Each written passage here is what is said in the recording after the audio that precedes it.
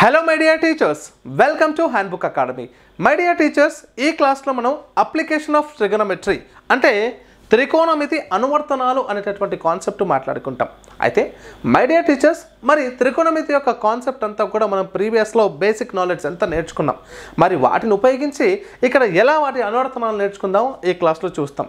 అయితే మరి త్రికోణమితి అనువర్తనాల్లో భాగంగా మీ అందరికీ తెలుసు, త్రికోణమితి అనేటటువంటి టాపిక్ ఏదైతే ఉందో అది పూర్తిగా లంబకోణ త్రిభుజంపై ఆధారపడి పనిచేస్తుంది. మరి లంబకోణ త్రిభుజం గురించి మీకు ముందుగానే మాట్లాడుకున్నాం. ఇక్కడ ఒక కోణం 90 degrees ఉంటుంది. దీనికి ఎదురుగా ఉన్నటువంటి కోణాన్ని కర్ణము అని ఇంగ్లీష్లో హైపోటెనస్ అని అంటాము. ఓకేనా? దానికి ఎదురుగా ఉన్నటువంటి కర్ణం అంటాం, దానికి ఎదుర్కొన్నటువంటి భుజాన్ని కర్ణం అంటాం. అయితే మరి ఇంకో విషయం ఏంటంటే, మరి త్రికోణమితి అనువర్తనాలు దేనికి ఉపయోగపడతాయి? మనం ఎత్తైనటువంటి శిఖరం ఏది సార్? ఎవరెస్ట్ శిఖరం 8,848 8,848 మీటర్స్ ఉన్నటువంటి హైట్ కావచ్చు. అదే ఆదిలాబాద్ జిల్లాలో ఉన్నటువంటి ప్రకృతి జలపాతం అయినటువంటి ఓకేనా కుంతల జలపాతం, ఓకేనా, ప్రకృతి సిద్ధంగా ఏర్పడినటువంటి కుంతల జలపాతం ఏదైతే ఉందో దాని యొక్క హైట్ వచ్చేసి 147 అడుగులు. 147 అడుగులు. మరి వీటిని ఎలా ఫైండ్ అవుట్ చేశారు, ఎలా కనుక్కున్నారు సార్ అంటే త్రికోణమితి ఆధారంగానే ఫైండ్ అవుట్ చేశారు. ఎలా చూడండి ఒకసారి. జనరల్గా ఇక్కడ ఒక వ్యక్తి ఉన్నాడు అంటే ఇది ఒక పోల్ అనుకుంటే, ఈ పోల్ యొక్క కొనను టాప్ యొక్క ఇక్కడ ఈ టాప్ ఆఫ్ ది పోల్ని అబ్జర్వేషన్ చేస్తున్నాడు. ఈ అబ్జర్వేషన్ చేస్తున్నటువంటి దాన్ని ఏమంటామంటే లైన్ ఆఫ్ సైట్ అంటున్నామంటే, అంటే దృష్టి, ఆయన చూసేటటువంటి దృష్టి. దాని ఆధారంగా ఇది ఒక పోలు. మరి ఈ పోల్ యొక్క అడుగు భాగానికి ఇక్కడ వ్యక్తికి మధ్య ఉన్నటువంటి డిస్టెన్స్, దీని ఆధారంగా ఈ డిస్టెన్స్ అంటే ఇవి దూరాలు. మరి ఇదేంటి? హైట్ ఎత్తు. దీని ఆధారంగానే త్రికోణమితి అనువర్తనాలకు మరొక పేరు ఇస్తారంటే ఎత్తులు దూరాలు అని కూడా అంటామంటే, ఎత్తులో దూరాలు అని కూడా అంటారంటే. మరి అప్పుడు ఈయన చూసేటటువంటి టీటా ఎంత కోణంలో చూస్తున్నాడు అంటే 30 degrees చూస్తున్నాడా, 45 degrees చూస్తున్నాడా, 60 degrees చూస్తున్నాడా అనేటటువంటిది మనం ఫైండ్ అవుట్ చేసుకుంటాం. అలా ఆ ఎత్తుని లేదా ఆ డిస్టెన్స్ని లేదా ఇక్కడ ఈ పోల్ నుంచి అతని వ్యక్తికి మధ్య డిస్టెన్స్ని మనం ఫైండ్ అవుట్ చేయడానికి అవకాశం ఉంటుంది. ఇంకా ఎలాంటి బిట్స్ కూడా మనకు రావడానికి అవకాశం ఉంది సార్ అంటే, ఇప్పుడు చూడండి, ఒక లంబకోణ త్రిభుజాన్ని తీసుకుంటాను సార్ నేను. జాగ్రత్తగా వినండి మై డియర్ టీచర్స్.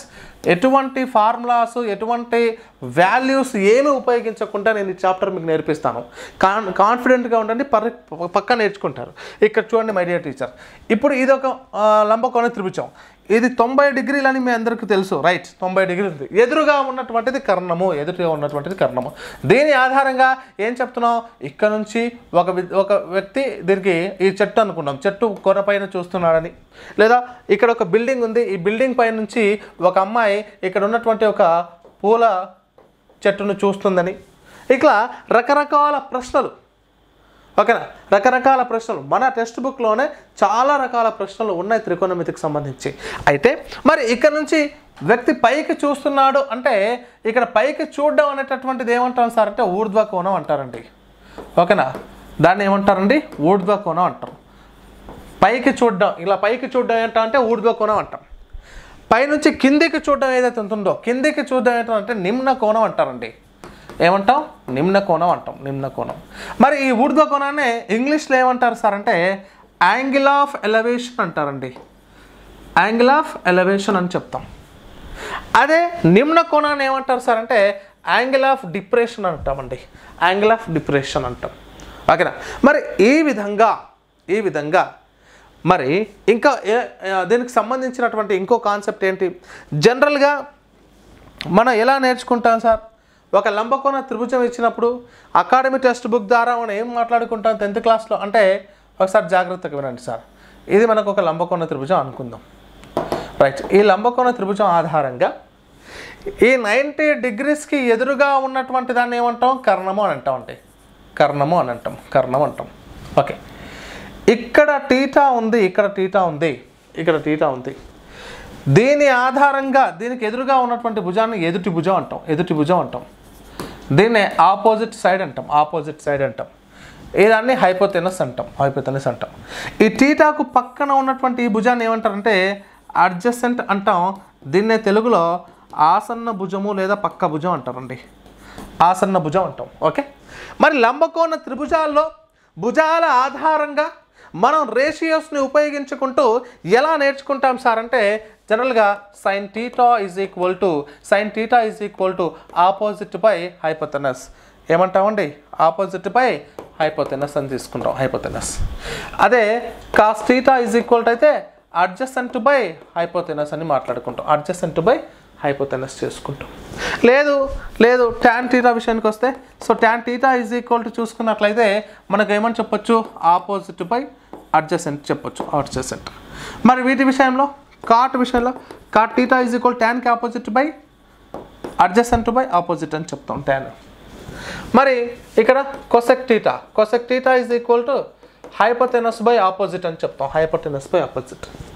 అదే సెక్ θ విషయంలో సీకెంట్ θ అంటాం, సీకెంట్ θ ఈజ్ ఈక్వల్ టు ఏం చెప్పొచ్చు? హైపోటెనస్ బై అడ్జసెంట్ అని చెప్పొచ్చు, హైపోటెనస్ బై అడ్జసెంట్.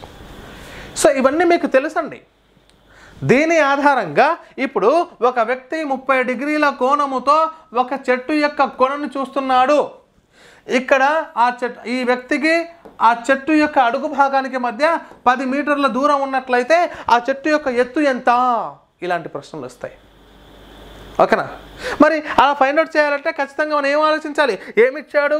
అడ్జసెంట్ ఇచ్చాడు అండ్ ఆపోజిట్ ఇచ్చాడు అంటే ట్యాన్ వాడుకోమ్మా అని చెప్పేసి మనం టెక్స్ట్ బుక్ ద్వారా చెప్పి ఉంటాం, మనం నేర్చుకుని ఉంటాం. కానీ ఇవన్నీ కూడా ఏమీ అవసరం లేకుండా, నేను మీకు 2 ట్రిక్స్ చెప్తాను సార్. ఆ ట్రిక్ ద్వారా మీరు ఈజీగా నేర్చుకోవచ్చు. చూడండి ఏంటి సార్ ఆ ట్రిక్ అంటే చాలా చాలా జాగ్రత్తగా గమనించాలి మై డియర్ టీచర్స్. మనం జనరల్గా ఒక లంబకోణ త్రిభుజాన్ని తీసుకుందాం సార్. ఇక్కడ చూడండి అమ్మా, ఇది ఒక లంబకోణ త్రిభుజం. ఓకేనా? ఈ లంబకోణ త్రిభుజం ఆధారంగా ఇక్కడ 90 డిగ్రీస్ ఉంది, మీ అందరికీ తెలుసు. Listen be carefully sir. ఓకేనా? 90 డిగ్రీస్ ఉంది ఇక్కడ, మీ అందరికీ తెలిసిన విషయమే. మరి ఇక్కడ 90 డిగ్రీలు ఉంది కదా, 90 డిగ్రీలు ఉంది, 90 డిగ్రీలు. మరి ఈ 90 డిగ్రీల ఆధారంగా దీన్ని ఏమన్నాం? కర్ణం అన్నాం, కర్ణం అన్నాం. ఓకేనా? ఇప్పుడు జనరల్గా మీరు ఏం ఆలోచించినా కూడా the sum of the interior angles of a triangle is equal to the 180 degrees. ఓకేనా? ఒక ఏదైనా త్రిభుజంలో అంతర కోణాల మొత్తం ఎంత సార్ అంటే 180 డిగ్రీలు.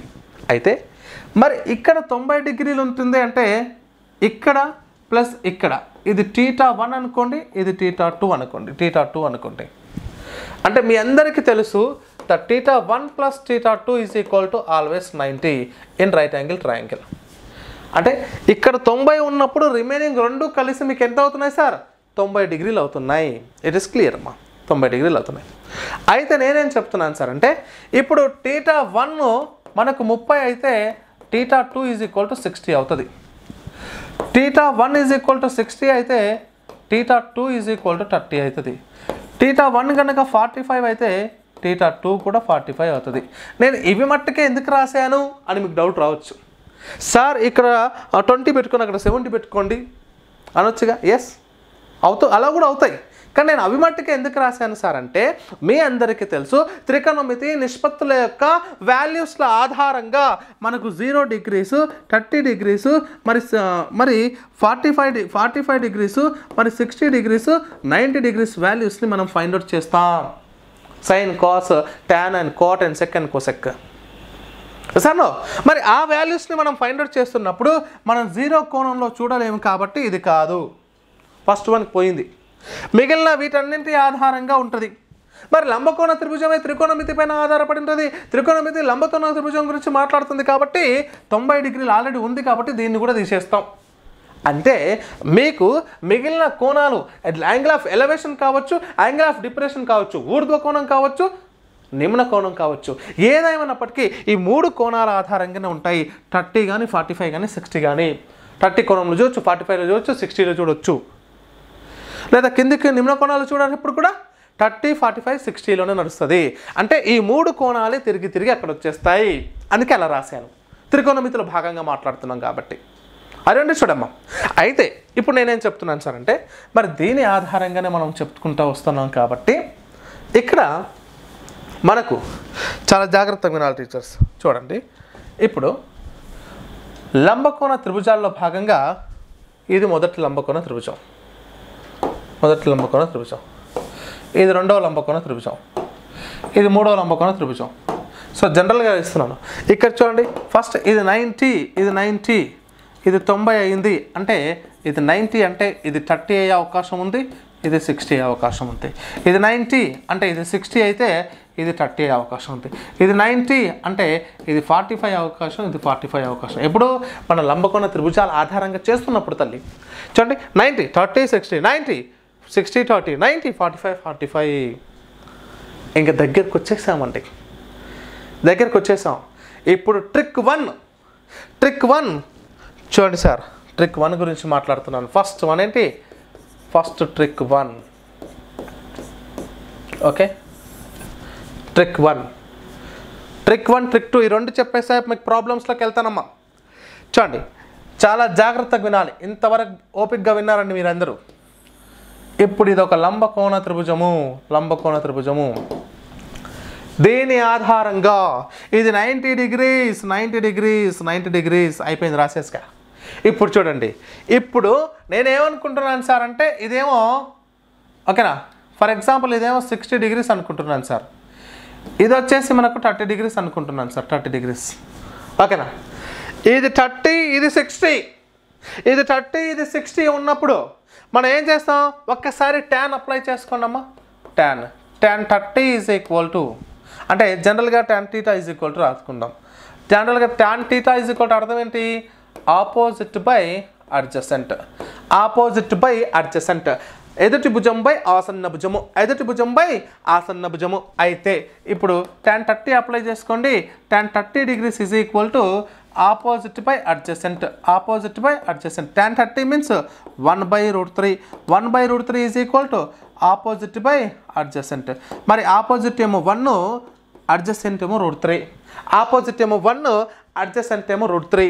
30కి ఆపోజిట్ ఏమో 1, అడ్జసెంట్ ఏమో √3. Opposite by adjacent. అర్థమవుతుందా సార్? 1 opposite by adjacent. ఓకేనా, ఇంతవరకు రాసేసాం. అయితే పైథాగరస్ త్రికాల ఆధారంగా కర్ణము మీది వర్గం అనేది రిమైనింగ్ 2 భుజాల వర్గాల మొత్తానికి సమానము. ఈ కర్ణము మీది వర్గం అనేది మిగిలిన 2 భుజాల వర్గాల మొత్తానికి సమానము. కాబట్టి అప్పుడు AC² is equal to AB² plus BC².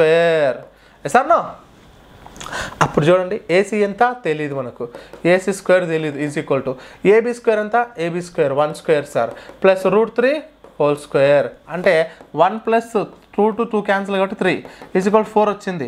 అంటే AC is equal to √4, then AC is equal to 2. అప్పుడు కర్ణం ఎంత? 2. ఇప్పుడు గమనించండి మై డియర్ టీచర్, ఈ లంబకోణ త్రిభుజం ఆధారంగా ఎప్పుడైతే మనకు 30 60 ఉంటుందో గుర్తుపెట్టుకోండి, ఆల్వేస్ 30 డిగ్రీస్కి ఆపోజిట్ 1 రాసుకోండి. కోడ్ చెప్తున్నాను, ప్రాబ్లమ్స్ చెప్పేటప్పుడు క్లారిటీగా ఉంటుంది మీకు. 30 డిగ్రీస్ ఆపోజిట్ 1 అమ్మా. ఆల్వేస్ 60 డిగ్రీస్కి ఆపోజిట్ ఎంత? √3. ఎప్పుడైతే 30 60 ఉందో 90కి ఎప్పుడు ఎదురుగా 2 రాసుకోండి. కథం 2 రాసుకోండి, అయిపోయా. ఓకేనా తల్లి? క్లియర్గా అయిపోతుందా ఇక్కడ వరకు? ఓకేనా? మళ్ళీ ఒకసారి చెప్తున్నా మీకు, ఎప్పుడైతే ఇక్కడ జాగ్రత్తగా గమనించండి, లంబకోణ త్రిభుజం ఆధారంగా ABC ఇచ్చాడు, ఒకటి 90, మిగతాది 30 60 అయితే 30కి ఎదురుగా 1 రాసుకోండి, 60కి ఎదురుగా √3 రాసుకోండి. ఇక్కడ AC ఈజ్ ఈక్వల్ టు 2 రాసుకోండి. ఇప్పుడు మై డియర్ టీచర్, మరి ఒకవేళ ఓకేనా, ఇప్పుడు ఇంకోసారి ఇక్కడ గమనించండి అమ్మా, ఇదంతా కూడా ట్రిక్ 1. ఓకే, ఇప్పుడు ఇది 90 డిగ్రీస్ 30 అక్కడ ఇచ్చాను కదా, ఇక్కడ ఇచ్చాను అనుకోండి 30, ఇక్కడ 60 ఇచ్చాను అనుకోండి. అప్పుడు ఏంటి, 30కి ఆపోజిట్ 1, 60కి ఆపోజిట్ √3, 90కి ఆపోజిట్ 2, అంతే. మీకు 2 అయిపోయినాయి. ఇప్పుడు మీకు అడిగిన ఇలాగే అడుగుతాడు, ఇవి రెండు అడుగుతాడు, ఇంకొక ట్రిక్ అడుగుతాడు. ట్రిక్ నెంబర్ 2లో చెప్తాను నేను. ఈ ట్రిక్ 1లో 30 60 30 60 30 60 మళ్ళీ చెప్తున్నా, గుర్తుపెట్టుకోండి. 30 వస్తే 1, 60 ఉంటే √3 ఆపోజిట్లో, 90 వస్తే 2, 90 వస్తే 2. మళ్ళీ ఇక్కడ చూడు, ఇక 30 వస్తే 1, 60 వస్తే √3, 90 వస్తే 2, 90 వస్తే 2. ఇక్కడ వరకు ఆగండి. ఇక నేను చెప్తున్నా, సైన్ కాసు ట్యాన్ కోట్ సెక్ కొసెక్ ఏది ఉపయోగించాల్సిన అవసరం లేదు. సైన్ 30 ఎంత, కాస్ 60 ఎంత కూడా అవసరం లేదు. అప్లికేషన్స్లో ఈజీగా చేయొచ్చు తల్లి. చూడండి ఇప్పుడు ఇంకొక మాట ఏం చెప్తున్నాడు. ఇంకో మాట, సార్ 30 60 అయిపోయింది, ఇంకొక కోణం ఉంది సార్ 45 45. అప్పుడేంటి, ఇగో ఇది 90 ఇది 90, ఇది 45 degrees, ఇది 45 degrees అయిపోయాయి. అది 45 ఇది 45. ఇప్పుడు ఏం చేయాలమ్మా, ఏం చేయాలి, ఇదేంటి సార్ అంటే ట్రిక్ 2, రైట్? ట్రిక్ 2 జాగ్రత్త వినండి సార్. Tan apply చేసుకోండమ్మా. ఇక్కడ నుంచి చూస్తున్నాడు అనుకుందాం, టీటా ఇక్కడ నుంచి ఉంది. So tan θ is equal to opposite by adjacent, ఆసన్న భుజం ఎదుటి భుజం బై ఆసన్న భుజం, రైట్? tan 45 అంటే ఏం చెప్పొచ్చు మనకు, tan 45 ఈజ్ ఈక్వల్ టు ఏం చెప్పొచ్చు, 1 అంటే 1/1, 1 అంటే 1/1, అంటే tan 45 ఆపోజిట్ బై అడ్జసెంట్ 1/1, 1/1, అవునా కదా? ఆపోజిట్ బై అడ్జసెంట్, అక్కడ 1 ఇక్కడ 1, అక్కడ 1 ఇక్కడ 1. ఇంకేముంది, ఇదేమవుతుంది, దీని square ABC, AB square plus AC square అంటే రూట్ వస్తుంది, అంటే √2 ఈజ్ యువర్ ఆన్సర్.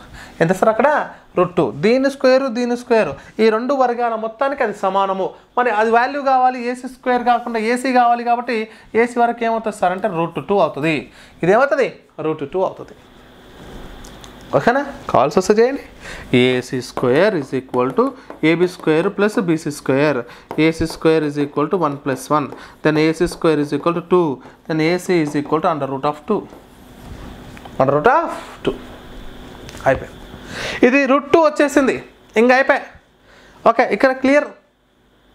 ఇక్కడ ఏం చేయాలి, ఆల్వేస్ 45 degrees ఉంటే ఇగో 1 పెట్టుకోవాలి. ఇప్పుడు 45 ఉంటే 1, 45 ఉంటే 1, ఇంకోటి 45 ఉంటుంది, దానికి కూడా 1, ఇంకోటి ఏంటి, నెక్స్ట్ 90 ఉంటుంది, 90 ఇంకా డైరెక్ట్ √2. ఎప్పుడు 45 ఉన్నప్పుడు. మీకు ఫైనల్గా ఒక మాట చెప్తాను. మనకు 30 degrees 60 degrees 90 degrees అనేది ఒకసారి వస్తుంది. దీనిగా 30 అంటే 1, ఇదేమో √3, 90 ఉంటే 2 అయిపోయి. 30 ఉంటే 1, 60 ఉంటే √3, 90 ఉంటే 2. Second case 60 degrees, 30 degrees, 90 degrees వస్తుంది.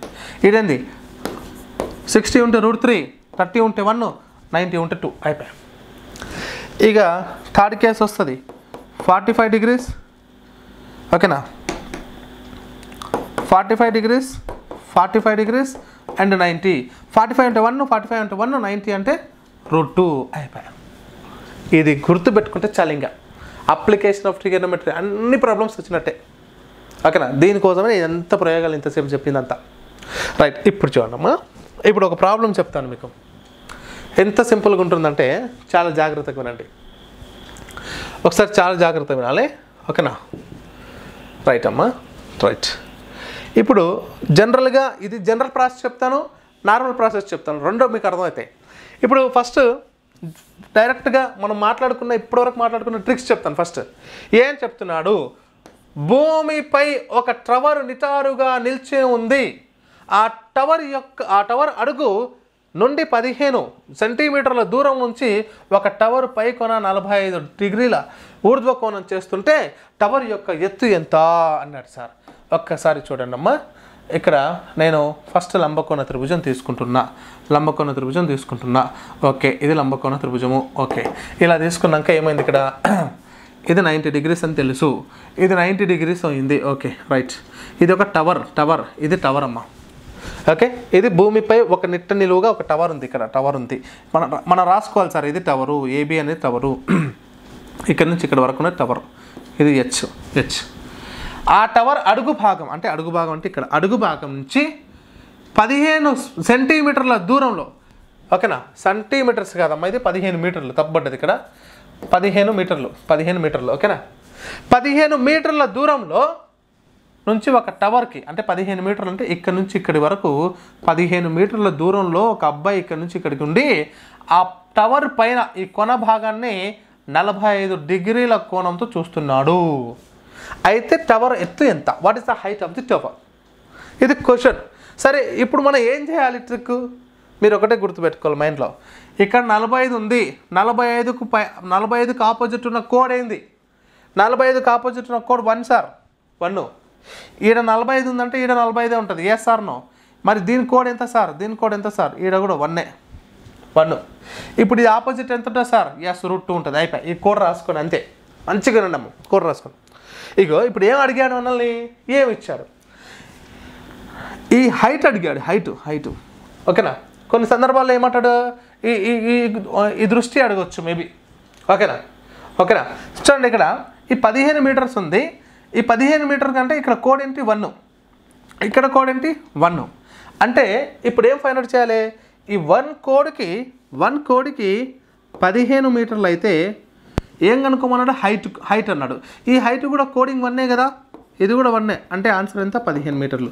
మరి ఏం చేయాల్సిన అవసరం లేదు, 15 మీటర్ల ఆన్సర్ అంతే, ఓకేనా. ఎలా చెప్పాము చూడండి, 45 డిగ్రీలకు ఆపోజిట్ అంటే కోడింగ్ 1. ఈడ కూడా 45 ఉంటుంది, ఎందుకంటే ఇది 90 ఉంది కాబట్టి ఇది కూడా 40 ఉంటుంది కాబట్టి ఇక్కడ కోడింగ్ 1. అయిపోయి కోడింగ్ 1. ఈ ఒకటికి ఈ లెంత్ ఎంత? ఈ భుజం యొక్క కోడ్ ఎంత? 1. ఈ భుజం అంతా ఒకటికి కోడ్కి సంబంధం ఎంత? 15 మీటర్లు అన్నప్పుడు మరి ఇదే 1కి కూడా 15 మీటర్లే కదా. అయిపోయి 15 మీటర్ల ఆన్సర్. సరే, ఇది కోడింగ్ సార్. ఒకవేళ పద్ధతి ప్రకారం అకాడమీ టెక్స్ట్ బుక్ ద్వారా ఒకసారి ప్రాసెస్లోకి వెళ్ళి చెప్తాను, అవసరం లేదు, కానీ మీకు క్లారిటీ రావాలి. ఓకే, అమ్మాయి ఇక్కడ నుంచి చూస్తున్నాడు, ఇదేమో అడ్జసెంట్, ఇదేమో పక్క భుజము, ఇదేమో ఆపోజిట్, ఇదేమో ఎదుటి భుజము. మనకు ఆసన్నము ఎదురు ఇచ్చినప్పుడు ఏ వాటిని ఉపయోగిస్తాం? ఏ రేషియోని ఉపయోగిస్తాం? tan θ ఉపయోగిస్తాం. అయ్యా tan θ రాసుకోండి. tan θ is equal to opposite by adjacent, tan 45 అంట. tan 45 is equal to opposite అంటే హెచ్ తెలియదు మనకు, అడ్జసెంట్ ఎంత? 15 మీటర్లు. అయిపోయినా ఇది జస్ట్ సబ్స్టిట్యూట్ అంతే. అడ్జసెంట్ ఎంత? 15, హెచ్, ఆపోజిట్ ఎంత? హెచ్, అడ్జసెంట్ ఎంత? 15, opposite by adjacent, H by 15 రాసా. ఇప్పుడు tan 45 ఎంత? ఆన్సర్ 1. tan 45 వెళ్ళా, మనకు రేషియోస్లోకి వెళ్ళాలి, మళ్ళీ వాల్యూస్ తెలుసుకోవాలి. tan 45 ఎంత? 1 నేను 1/1గా రాసుకుంటా, is equal to H by 15. Cross multiplication చేయండి, హెచ్ ఇంటూ 1 హెచ్ 15 1 జా 15. ఏమొచ్చింది మళ్ళీ మీకు? హెచ్ ఈజ్ ఈక్వల్ 15 మీటర్సే వచ్చింది కదా. అంటే మనం టెక్స్ట్ బుక్ ప్రొసీజర్ ద్వారా వెళ్ళినా కూడా అంతే వచ్చింది. ఇలాంటి చిన్న లెక్కలు కాకుండా పెద్ద లెక్కలు అయినప్పటికీ కూడా మీకు ఈజీగా స్ట్రిక్ ద్వారా ఫాలోఅప్ చేయొచ్చు. ఇంకొక ప్రాబ్లం చూడండి ఈ వీడియోలో, ఈ క్వశ్చన్ చూడండి. ఇక్కడ ఏమంటున్నాడంటే, ఒక పార్కులో పిల్లలు ఆడుకోవడానికి ఒక కాంట్రాక్టర్ ఒక జారుడు బల్లను ఏర్పాటు చేయాలనుకున్నాడు. అయితే దానిని 2 మీటర్ల ఎత్తులో భూమితో 30 డిగ్రీల కోణం చేసేటట్లు ఏర్పరచాలనుకుంటే ఆ జారుడు బల్ల పొడవు ఎంత? అంటున్నాడు. జాగ్రత్త వినాలి. ఇప్పుడు ఫస్ట్ ఏంటి? ఒక పార్కులో పిల్లలు ఆడుకోవడానికి ఒక కాంట్రాక్టర్ జారుడు బల్ల ఏర్పాటు చేయాలనుకున్నాడు. ఓకే, దాన్ని 2 మీటర్ల ఎత్తులో ఇది ఎత్తు, 2 మీటర్ల ఎత్తులో భూమితోన 30 డిగ్రీల కోణం చేసేటట్లు, అంటే 2 మీటర్ల ఎత్తులో ఉంచి భూమి పైన 30 డిగ్రీల కోణం చేసేటట్టు ఏర్పరిచాడు. ఇక్కడ భూమి ఉంది, ఇక్కడ జారుడు బల్ల, ఇది జారుడు బల్ల. ఈ జారుడు బల్ల ఇట్లుంది, దాని దగ్గర 30 డిగ్రీల కోణం చేశాడు. దీని హైట్ ఎంత? ఎత్తు ఎంత ఇచ్చాడు? 2 మీటర్స్ అని ఇచ్చాడు. ఎత్తు ఎంత ఉంది? 2 మీటర్స్ ఉంది. ఇగో ఇది ఏ, ఇది బి, ఇది సి. ఎత్తు వచ్చేసి ఇది పోలింగ్, అది ఉండడం కోసం, ఎందుకంటే సపోర్ట్ ఉండాలి కదమ్మా. ఆ సపోర్ట్ ఏమో 2 మీటర్స్. దాని నుంచి పిల్లలు జారడానికి జారుడు బల్ల ఇది. ఇగో భూమి నుంచి ఇక్కడ వరకు ఇది డిస్టెన్స్.